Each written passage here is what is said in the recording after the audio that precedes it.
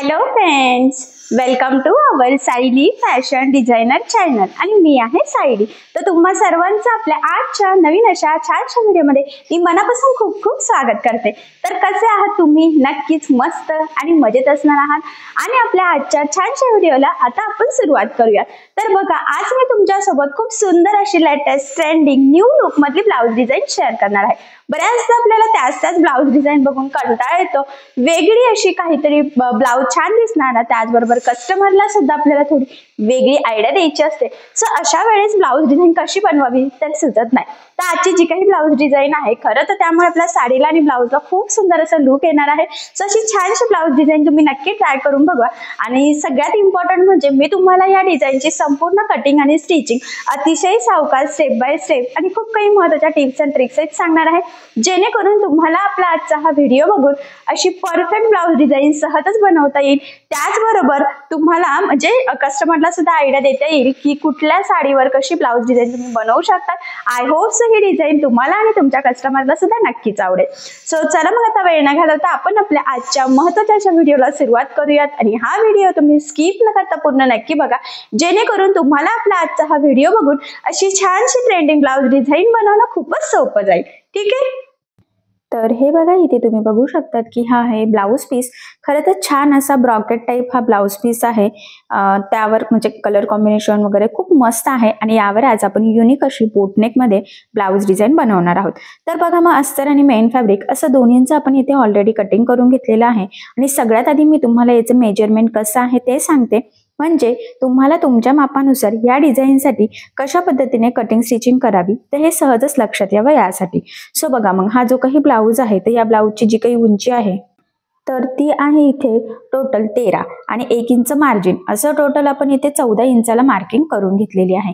त्यानंतर शोल्डरचा आपल्याला निम्म घ्यायचं असतं। बोटनेकसाठी पूर्ण शोल्डर लागतं, तर पूर्ण शोल्डरचा निम्म 7 आणि 4 इंच गळारुंदी आपल्याला इथे घ्यायची आहे। तर मी इथे 1.25 मार्किंग केलेली आहे, कारण 1/2 इंच आपलं मार्जिन मध्ये जाणार आहे। त्यानंतर 7 इंच मुंडा घेतला, 1ला मार्किंग करून बॅक साईडच्या मुंड्याचा शेप सुद्धा दिलेला आहे। आणि इथून छातीचा चौथा भाग अधिक 1.5 इंच किंवा 2 इंच मार्जिन, तर 8.5 अधिक 1.5 असं टोटल 10 इंचाला मार्किंग करून हा बॅक पार्ट मी इथे कटिंग करून घेतलेला आहे। आता सगळ्यात आधी आपल्याला गळ्याची जी काही मार्किंग आहे तर ती अस्तरच्या बॅक पार्टवर करायची आहे। सो त्यामुळे मेन फॅब्रिकचा बॅक पार्ट सध्या मी साईडला ठेवला। इथून आपल्याला 3 इंचाची एक मार्किंग करायची आहे। त्यानंतर आपण जसं गळारुंदीची मार्किंग वरच्या साईडला केलेली आहे तशीच इथे सुद्धा करायची आहे।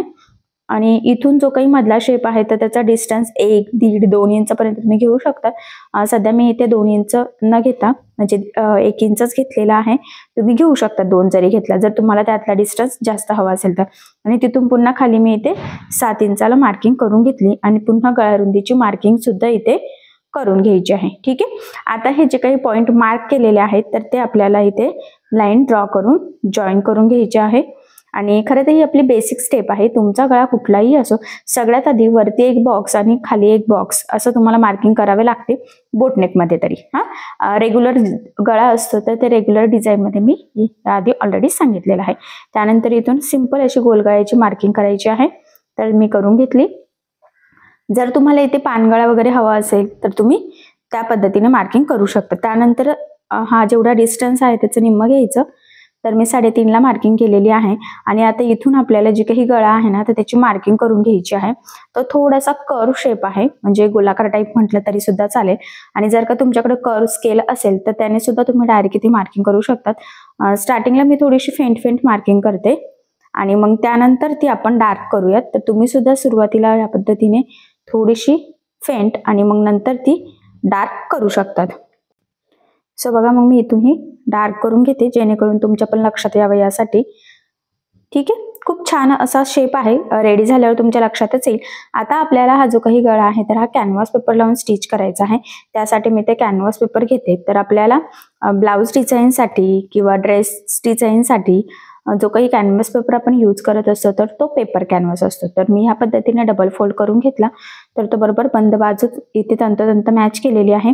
आणि बघा, फेंट मार्किंग दिसते, तर ती आपल्याला स्केच पेनच्या सहाय्याने ड्रॉ करून घ्यायची आहे कॅनव्हास पेपरवर। आता तीच मार्किंग दुसऱ्या साईडला सुद्धा दिसते, तर तिथे सुद्धा आपल्याला इथे ड्रॉ करून घ्यायची आहे। सो बघा मग मी इथे मार्क करून घेतलेलं आहे. आता ही जी काही मार्किंग आहे ना त्याच्या कडेकडेने आपल्याला थोडंसं एक्स्ट्राचं मार्जिन ठेवायचं आहे खरं तर मग मी इथे हे कट करून घेतलं अशा पद्धतीने. तर तुम्ही असं चौकोन शेपमध्ये सुद्धा ठेवू शकतात किंवा जर तुम्हाला कडेने इथे कट करायचं असेल तर तुम्ही तसंही कट करू शकतात. सो बघा मग मी इथे कट करून घेते हे. आणि बघा मग फायनली आपली कॅनव्हास पेपरवर मार्किंगही झाली आणि कटिंगही झालेली आहे. ठीक आहे, आता आपण स्टिच करायला सुरुवात करूयात. तर सगळ्यात आधी वरचा गळा फक्त इथे कट करून घेतलेला आहे. मधला शेप कॅनव्हास पेपर लावून स्टिच करायचा आहे, त्यामुळे इथे कटिंग करण्याची गरज नाहीये. आणि इथे सगळ्यात आधी आता आपल्याला अस्तर आणि मेन फॅब्रिक एकमेकाला जोडून घ्यायचं आहे. त्यासाठी मेन फॅब्रिक सरळ ठेवायचं, त्यावर आपण कटिंग केलेला अस्तरचा बॅक पार्ट ठेवून घ्यायचा आहे.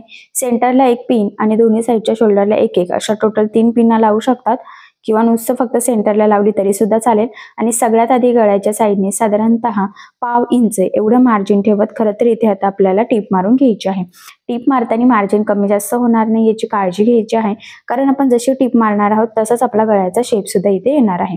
ठीक आहे, आता इथे टीप मारून झाल्यानंतर लगेचच आपण इथे कमरेच्या साईडला सुद्धा टीप मारून घेऊयात. ह्या स्टेपने काय होतं की वरचा गळा आणि कमरेचा पार्ट दोन्हीही आपलं सोबतच फिनिशिंग सहित इथे रेडी होतं आणि कुठेही कमरपट्टी किंवा गळापट्टी लावण्याची गरज सुद्धा पडत नाही.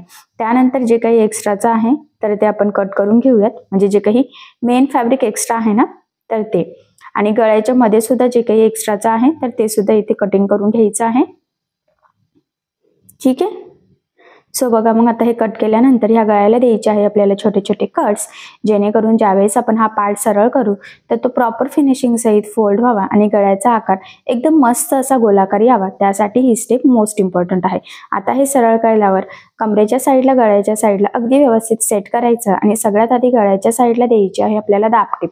सो बघा मग दाबटीप देताना काळजी घ्यायची आहे की जो काही आपला आतला अस्तरचा कपडा आहे तर तो वरती दिसणार नाही, जेणेकरून आपली फिनिशिंग बिघडायला नको.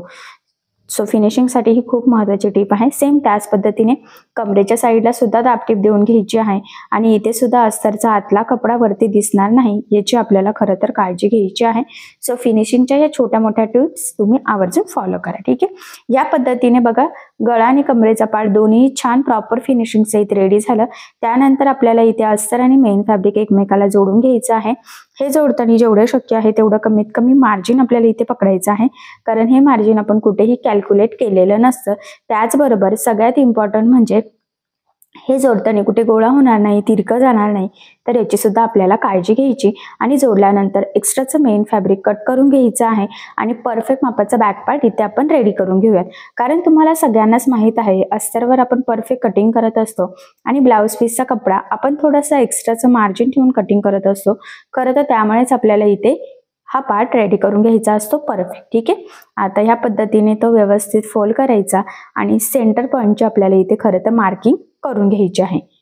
ठीक आहे, यानंतर आता आपल्याला कॅनव्हास पेपर लावून जो काही मधला शेप होता तो रेडी करायचा. आता कॅनव्हास पेपरसाठी आपल्याला लागणार आहे अस्तर, तर मग मी इथे अस्तर हे कट करून घेते आणि सगळ्यात आधी आता कडेकडेने आपल्याला एक टीप मारून हा जो काही कॅनव्हास पेपरचा गळा आहे तो आणि अस्तर एकमेकाला जोडून घ्यायचा आहे. तर अगदी कडेने टीप मारायची आहे, फक्त आपल्याला ते एकमेकाला जोडणं इम्पॉर्टंट आहे. ठीक आहे, आता ही टीप मारून झाल्यानंतर एक्स्ट्राचं कट करायचं, फक्त थोडंसं किंचित फोल्डिंग पुरता ठेवायचं आहे, जेणेकरून कॅनव्हास पेपर व्यवस्थित आपला अस्तरमध्ये पॅक व्हावा यासाठी. आणि 1-2 कट्स मारून घ्यायचे आणि बघा ह्या पद्धतीने फोल्ड करत आपल्याला इथे टीप मारून घ्यायची आहे.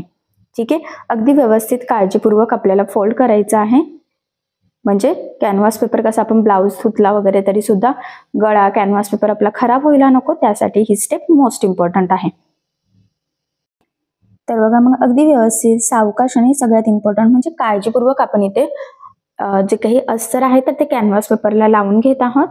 तर स्टेप मोस्ट इम्पॉर्टंट आहे, तर जरूर फॉलो करा. आणि कॅनव्हास पेपर लावून गळा बनवण्याची ही सगळ्यात सोपी पद्धत आहे. आता आपला हा पार्ट रेडी झालेला आहे.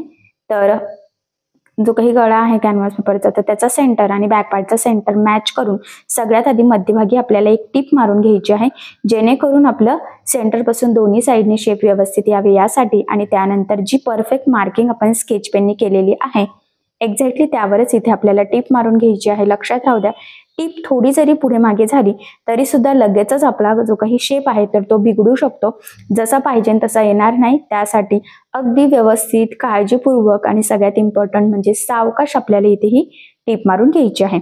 आता बघा ही टीप मारून झाल्यानंतर या पद्धतीने फोल्ड करून छोटा कट मारायचा आहे आणि त्यानंतर हे जे काही मधलं आहे अस्तर, कॅनव्हास पेपरचा अस्तर, मेन फॅब्रिक हे संपूर्ण आपल्याला इथे कट करून घ्यायचं आहे आणि व्हिडिओ दिसतंय त्या पद्धतीने थोडंसं आपल्याला फक्त मार्जिन इथे ठेवायचं आहे. आता यानंतर ह्या पद्धतीने छोटे छोटे कट्स मारून घ्यायचे आहे, जेणेकरून ज्यावेळेस आपण हा कॅनव्हास पेपर आतमध्ये फोल्ड करू तर तो प्रॉपर फिनिशिंग सहित फोल्ड व्हावा, गळ्याचा आकार आपल्याला जसा हवा आहे तसा यावा. त्यासाठी ही स्टेप मोस्ट इम्पॉर्टंट आहे. फक्त एवढंच आहे की गडबडीत बऱ्याचदा ब्लाऊजला कट जाऊ शकतो, सो तसं होऊ देऊ नका. बरोबर आपण जी टीप मारलेली आहे त्याच्या अलीकडेच आपलं कट गेला पाहिजे, त्याच्या पलीकडे गेला पाहिजे नाही. ठीक आहे.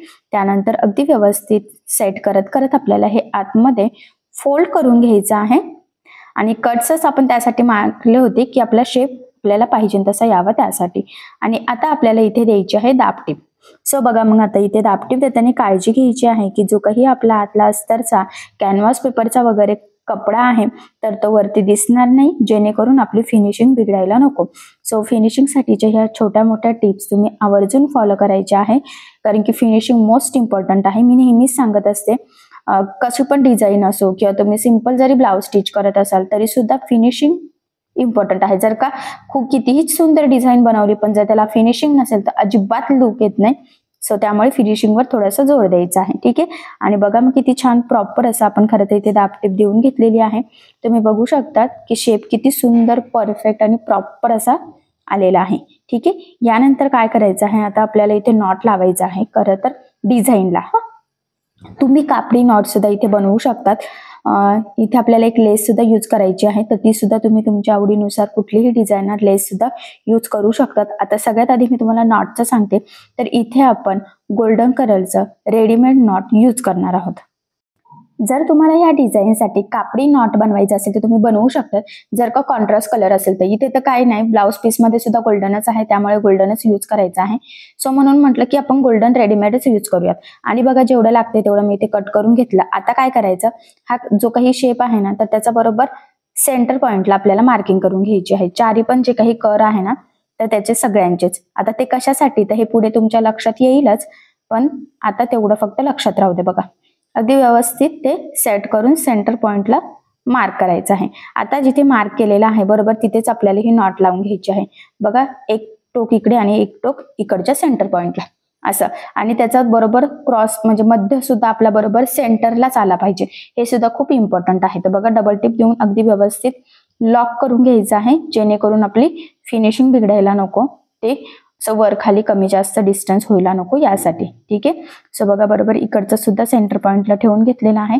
इथे सुद्धा डबल टिप देऊन अगदी व्यवस्थित लॉक करून घेतलं आणि दुसऱ्या साईडचं बघा नॉट आपण त्यामध्ये ओवून घेतलेलं आहे आणि ते सुद्धा बरोबर सेंटर पॉइंट मध्ये आलं पाहिजे. बघा आणि आता इकडच्या सेंटर पॉइंटला आपण ते बरोबर डबल टिप देऊन लॉक करून घेऊयात आणि असा शेप फायनली आपल्याला तो हवा आहे. ठीक आहे. तर मी इथे मार्क करून घेतलं, जेणेकरून आपल्याला किती नॉट आतमध्ये फोल्ड करायची आहे तर हे लक्षात यावं यासाठी. असंही आपण आधीच मोजून ते व्यवस्थित कट करून घेतलेलं आहे, बट तरी पण छोट्या मोठ्या गोष्टींची काळजी घेणं गरजेचं आहे, म्हणजे ते छान प्रॉपर फिनिशिंग मध्ये सेंटरला मॅच झालं पाहिजे आणि आपल्याला जशी हवी आहे तशी डिझाईन यावी, त्यासाठी ही स्टेप मोस्ट इम्पॉर्टंट आहे. सो बघा मग इकडच्या साईडने सुद्धा अगदी व्यवस्थित प्रॉपर डबल टिप देऊन आपल्याला लॉक करून घ्यायचं आहे. बऱ्याचदा गोलाकार नॉट लावताना आपली शिलाई त्या नॉटवरून सटकू शकते, सो तेवढी आपल्याला काळजी घ्यायची आहे. ठीक आहे. सो बघा मग अशा पद्धतीने आपण चारी बाजूने अगदी परफेक्ट असं एकसारखं नॉट लावून घेतलेलं आहे आणि तुम्ही बघू शकतात की मधला डिझाईन जी होती ना ती सुद्धा मस्त प्रॉपर अशी रेडी झालेली आहे. आता यानंतर इथे आपल्याला एक लेस यूज करायची आहे, तर मी गोल्डनच घेतली कारण की इथे कॉन्ट्रास्ट कुठलीही लेस मॅच होत नाहीये ना ब्लाऊजवर ना साडीवर, सो त्यामुळे. आणि खरं तर गोल्डन कलर असा आहे ना की तो कुठल्याही कलरवर इझिली मॅच होतो, सो त्यामुळे मग मी इथे ही लेस घेतलेली आहे. फक्त एवढंच आहे की कोना कोपऱ्यावर अगदी व्यवस्थित पद्धतीने आपल्याला इथे ती फोल्ड करायची आहे, कारण बऱ्याचदा काय होतं की गळ्याचा शेप असा खूप सुंदर येतो पण बरोबर प्रॉपर फिनिशिंग सहित लेस न लागल्या गेल्यामुळे त्याचा शेप बिघडतो, फिनिशिंग बिघडते. सो तसं होऊ देऊ नका. त्यासाठी अगदी व्यवस्थित काळजीपूर्वक सावकाश जिथे जिथे कानेकोपरे आहेत म्हणजे क्रॉस असं येते तिथे अगदी व्यवस्थित आपल्याला लेस फोल्ड करायची आहे. किंचितशीच एकावर एक ती फोल्ड करायची असते तिरकीमध्ये. ठीक आहे. आणि बघा इथे लेस लावली आहे. आता ह्या लेसला दुसऱ्या साईडने सुद्धा आपण टीप मारून घेऊयात. ऍक्च्युली मी नेहमीच सांगत असते लेस जाड बारीक कशीही असो, शक्य असल्यास दोन्ही साईडने टीप द्यायची आहे. त्याचे 2-3 फायदे आहेत. सगळ्यात इम्पॉर्टंट म्हणजे लेस पॅक लागली जाते, ती तरंगत सुद्धा नाही आणि फिनिशिंग सुद्धा खूप सुंदर येते. सो बघा मग फायनली एकदम छान प्रॉपर पद्धतीने आपण इथले मधल्या शेपला लेस लावून घेतलेली आहे. तुम्ही बघू शकतात एकदम मस्त असा शेप आलेला आहे. त्यानंतर लगेचच वरचा जो काही आपला गोलाकार गळा आहे तिथे सुद्धा आपण हीच लेस लावून घेऊयात. तुम्ही दुसरी पण लावू शकतात, बट इथे गरज नाहीये, ही व्यवस्थित मॅच होते. सो म्हणून म्हटलं चला आपण हीच लेस लावूयात. एक्स्ट्राची कट केली आणि इथे सुद्धा दुसऱ्या साईडने आपल्याला टीप देऊन घ्यायची आहे. सो अशा पद्धतीने बघा व्यवस्थित प्रॉपर फिनिशिंग सहित लेस लावल्यानंतर बॅक साईडला आपण आता टक्स टाकून घेऊयात. सो सेंटर पासून 4.5 आणि उभा 4 इंचाच्या टक्स पॉईंटची आपल्याला इथे मार्किंग करून घ्यायची आहे. आणि अर्धा इंच तर आपण साईडला केलेलीच असते. जी लाईन ड्रॉ केलेली आहे एक्झॅक्टली त्यावरच या पद्धतीने फोल्ड करून तिरका टक्स आपल्याला इथे टाकायचा आहे. टक्सला नेहमी डबल टिप द्यायची आहे. सगळ्यात इम्पॉर्टंट म्हणजे संपूर्ण टक्सला सुद्धा आणि सुरुवातीला सुद्धा डबल टिप देऊन अगदी व्यवस्थित लॉक करून घ्यायचं आहे, जेणेकरून तिथून शिलाई निघायला नको आणि आपला ब्लाऊज लवकर खराब सुद्धा व्हायला नको यासाठी. ठीक आहे, एक साईडने परफेक्ट टक्स टाकल्यानंतर सेम त्याच पद्धतीने दुसऱ्या साईडने सुद्धा आपण इथे टक्स टाकून घेऊयात. सो बघा मग फायनली एकदम परफेक्ट असं आपण इथे दोन्ही साईडनी प्रॉपर फिनिशिंग साईड टक्स टाकून घेतलेले आहेत. आणि सगळ्यात इम्पॉर्टंट म्हणजे जर तुम्हाला खाली इथे लेस लावायची असेल तर लावू शकतात, बट मी काही लावत नाहीये. सो बघा मग फायनली खूप सुंदर अशी ब्रॉकेट टाईपवर बोट नेकची ट्रेंडिंग न्यू लुक मधली ब्लाउज डिझाईन आपण इथे रेडी करून घेतलेली आहे. तुम्ही बघू शकतात की म्हणजे लक्षात येते की फिनिशिंग किती सुंदर आलेली आहे. त्याचबरोबर हा मधला शेप सुद्धा वेगळा आहे आणि नक्कीच या छानशा डिझाईनमुळे साडीला ब्लाउजला खूप सुंदर असं लुक येईल. मी तुम्हाला संपूर्ण कटिंग स्टिचिंग अगदी सोप्या पद्धतीने सांगितलेलं आहे. कशा पद्धतीने कॅनव्हास पेपर कटिंग स्टिचिंग करावी हे देखील अगदी सोपं सांगितलं आहे. म्हणजे जरी तुम्ही नवीन शिकत असाल तरी सुद्धा तुम्हाला आपला आजचा हा व्हिडिओ बघून अशी छानशी बोटनेकची ट्रेंडिंग न्यू लुक मधली ब्लाउज डिझाईन सहज बनवता येईल. सो तुम्ही ह्या पद्धतीने नक्की स्टिच करून बघा, नक्कीच तुम्हाला जमेल. ठीक आहे, आणि ह्या छानशा डिझाईनची आयडिया तुम्ही तुमच्या कस्टमरला सुद्धा नक्कीच देऊ शकतात. आय होप सो तुम्हाला आणि तुमच्या कस्टमरला ही आपली आजची डिझाईन नक्कीच आवडेल. तर बघा मग फायनली खूप सुंदर अशी डिझाईन आपली तयार झालेली आहे. आणि सगळ्यात इम्पॉर्टंट म्हणजे मी तुम्हाला अतिशय सावकाश स्टेप बाय स्टेप आणि खूप काही महत्त्वाच्या फिनिशिंगच्या टिप्स अँड ट्रिक्स आहेत संपूर्ण कटिंग स्टिचिंग सांगितलेली आहे, जेणेकरून तुम्हाला आपला आजचा हा व्हिडिओ बघून फक्त डिझाईन बनवणंच नाही तर ती प्रॉपर फिनिशिंग सहित सुद्धा कशी बनवावी तर हे देखील सहजच लक्षात यावं यासाठी. त्याचबरोबर अशी डिझाईन तुम्ही नक्की बनवून बघा. नक्कीच ह्या डिझाईनमुळे आपल्या साडीला आणि ब्लाऊजला खूप सुंदर असं लुक येईल आणि आय होप सो तुम्हाला आणि तुमच्या कस्टमरला ही डिझाईन सहजच आवडेल. सो नक्की ट्राय करून बघा. आणि जर तुम्हाला यामध्ये काही प्रॉब्लेम येत असेल तर मला कमेंट करून नक्कीच कळवा. मी तुमच्या प्रश्नाचे उत्तर देण्याचा नक्कीच प्रयत्न करेन. ठीक आहे, सो चला मग आता आपण आपला आजचा छानसा व्हिडिओ इथेच थांबूयात. आणि तुम्हाला आपला व्हिडिओ कसा वाटला हे मला कमेंट करून नक्की कळवा. त्याचबरोबर आपला व्हिडिओ आवडला असेल तर व्हिडिओला लाईक करायला विसरू नका. आणि असेच नवनवीन छानसे व्हिडिओज बघण्यासाठी आपल्या सायली फॅशन डिझायनर या चॅनलला लाईक करा, शेअर करा आणि सबस्क्राईब करायला विसरू नका. ठीक आहे, सो चला मग भेटूया पुन्हा नवीन अशा छानशा व्हिडिओमध्ये. तोपर्यंत टेक केअर, काळजी घ्या. आणि आपला आजचा व्हिडिओ शेवटपर्यंत पूर्ण बघितल्याबद्दल thank you so much. Bye bye.